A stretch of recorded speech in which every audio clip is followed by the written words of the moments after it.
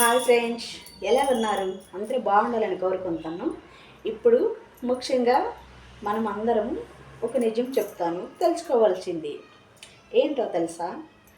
కష్టాల్లో మగవాడైనా ఆడామైనా కష్టాల్లో కోరుకుపోతాం. పేదరికమైన డబ్బు లేకపోయిన సమస్య అయినా ఏ సమస్యలైనా ఎక్కువ బాధపడే మదన పడతాం. కష్టాల్లో కూరుకుపోయి ఒక పూట తిని ఒక పూట ఉండక ఒక్కంటి రెప్పపడి రెండో రెప్ప పడక తులుక్కు మన లేసిపోయి కష్టాలు మన వెనక బెదిరిస్తాయి. బెదిరించేటప్పుడు మనకి నిద్ర పట్టదు. మన పేదరికం ఎగతాళి చేసేవాళ్ళు అనే మాటల వల్ల మనకి నిద్ర పట్టదు. అలాంటప్పుడు ఏంటంటే మన కష్టాల్లో బాగా కూరెడుకున్నప్పుడు ధైర్యం చాలదు.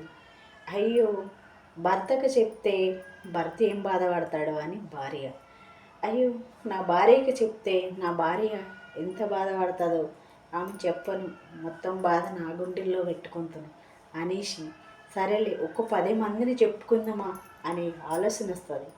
10 మందికి చెప్తే మన బాధ బరువు అంత తగ్గుతుందేమో అని మీరనుకుంటారు. అక్కడే మొదట తప్పు. ఎందుకో తెలుసా?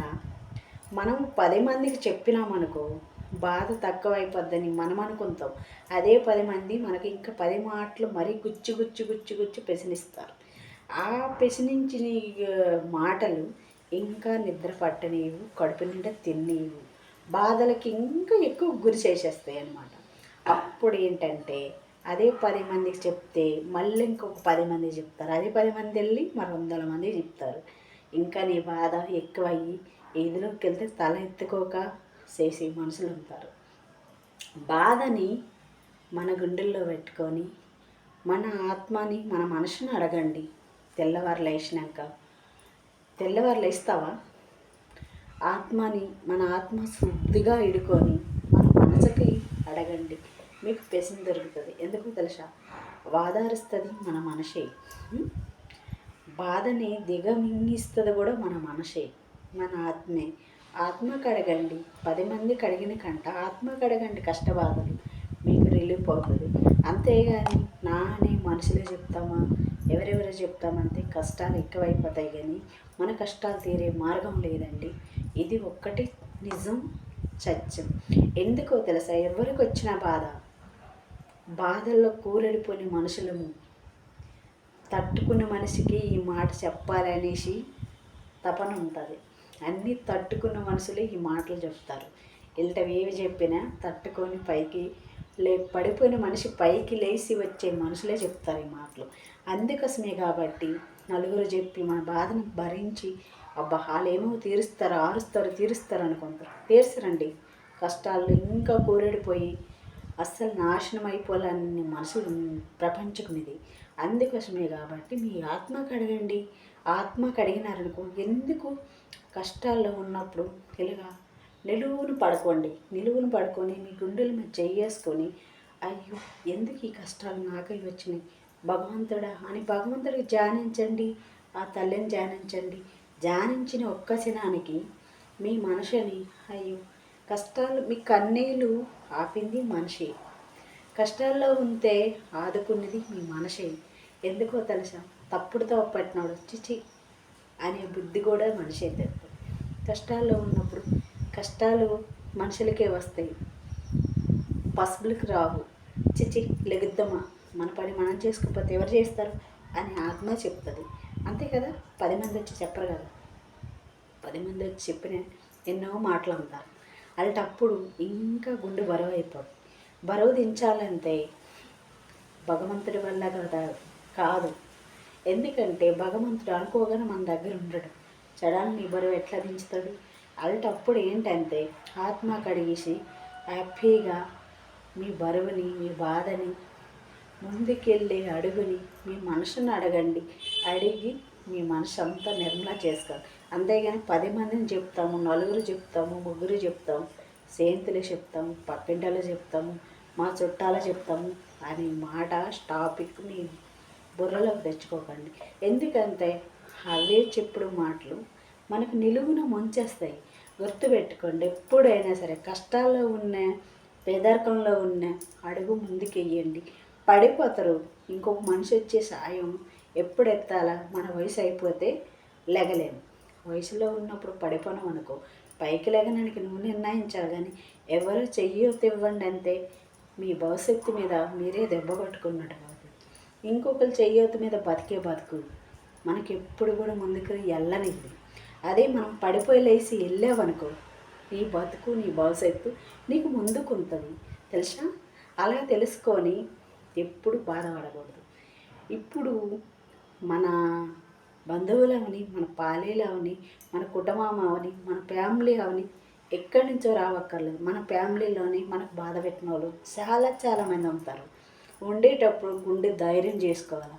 గుండె ధైర్యం చేసుకొని మన మనసుకు అడగండి. ఎక్కడెక్కడో తిరుగుతారు ఎందుకు? దేవుళ్ళు గుడులు అంటారు.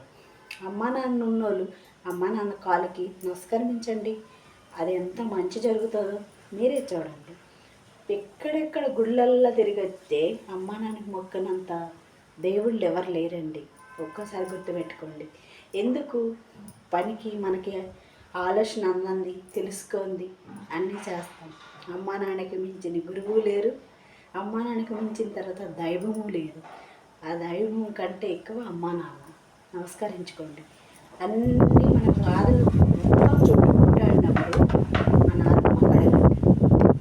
మొత్తం మీ బాధలు మొత్తం తీరిపోతాయి. ఓకేనా? ఎప్పుడు బాధపడకండి. బాధ ఆడవాళ్ళైనా మగవాళ్ళైనా గుండెల్లో బాధ కింద దించాలంటే కన్నీళ్ళు ఒక్క క్షణం పెట్టుకోండి.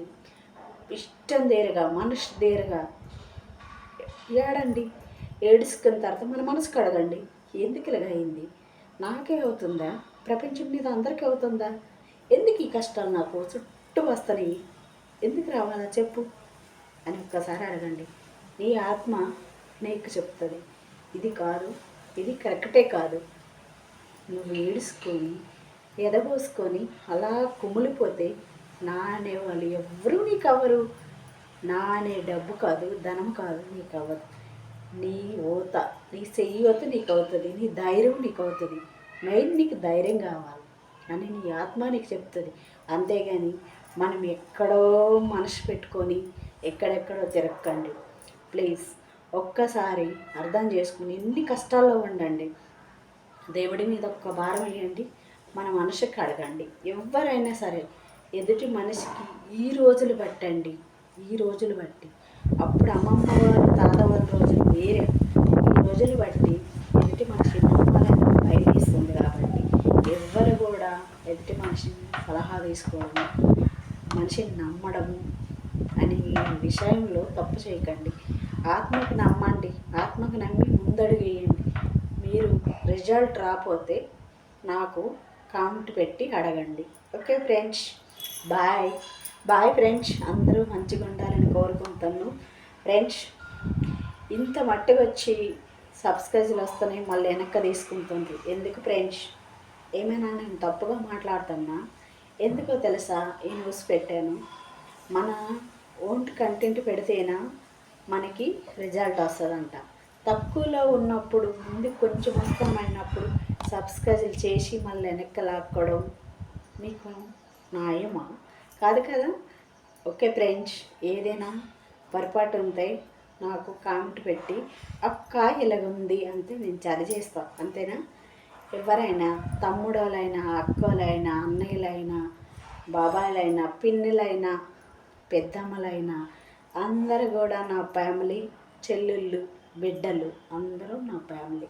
ఓకే ఫ్రెండ్స్, మీ అందరికీ నా ఫ్యామిలీగా నేను దత్తత తీసుకున్న లెక్కన నేను పెట్టుకోను.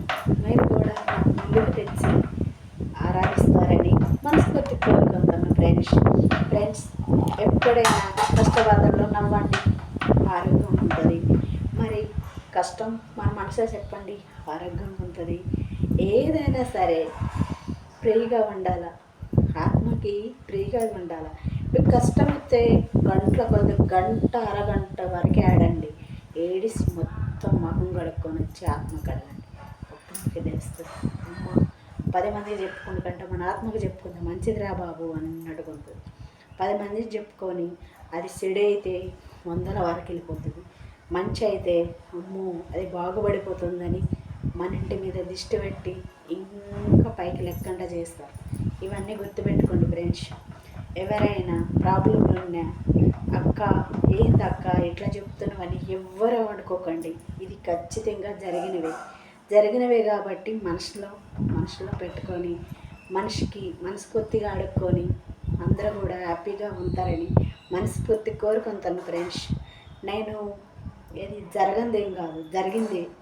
రిజల్ట్ మీకు వచ్చే తీరాలా అంతే. మాకు ఫ్రెండ్ కదా ఆయనకు అడుగుతాను. మా అన్నయ్యలు, మా తమ్ముళ్ళు, మా అక్కలు, మా చెల్లెళ్ళు, మా ఫ్యామిలీ, నా బంధువులు వీళ్ళందరూ ఎవరు కారు ఫ్రెండ్స్. డబ్బున్నంత వారికి అనే అంటారు పెద్దవాళ్ళు, బెల్లం ఉంటే సేములు, తల్లి ఉంటే బంధువులు. ఓకేనా? ఇవన్నీ బంధాలు ఉన్నవరకే బంధాలు. మన చేతిలో చిల్లు కావలేకపోతే ఏ బంధం కూడా మన ఇంటికి కాదు కదా, మన దరిమాపులకు కాదు కదా, మనల్ని తలుపు తట్టదు కాదు కదా, మన భుజం కూడా తట్టదు. ఎందుకు ఫ్రెండ్స్? ఏమి మాయ ప్రపంచంలో బతికిన వాళ్ళు మన ప్రాణాలే మాయ, మన భవిష్యత్తే మాయ. అలాంటప్పుడు నమ్మకపోయింది ఏమి లేదు కదా, జరగవలసిందే ఇది. ఎవరెవరినో చెప్పుకొని మనసుని ఎప్పుడూ నిర్మలా చేసుకోకండి ఫ్రెండ్స్. ప్రశాంతంగా ఆలకించి మనిషికి నచ్చితే లైక్ చేయండి, సబ్స్క్రైబ్ చేసుకొని మీ ఫ్రెండ్స్లకు కూడా షేర్ చేయండి. Okay friends, bye. మీ ఫ్యామిలీతో అందరూ బోనాలు చేసుకొని హ్యాపీగా సాగాలని, ముందుకి మీ ఫ్యామిలీ ఇంకా సాగాలని మనస్ఫూర్తి కోరుకుంటుంది. Okay friends, bye.